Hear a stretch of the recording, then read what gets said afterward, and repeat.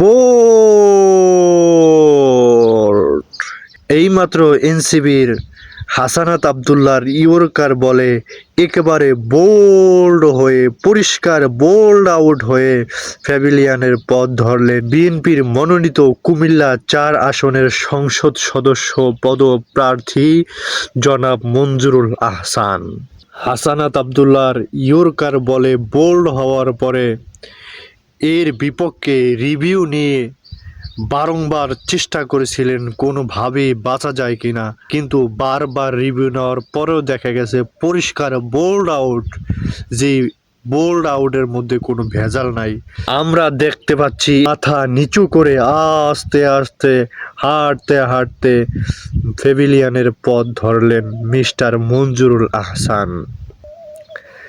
তার মনের মধ্যে অনেক ক্ষোভ, তার মনের মধ্যে অনেক ব্যথা।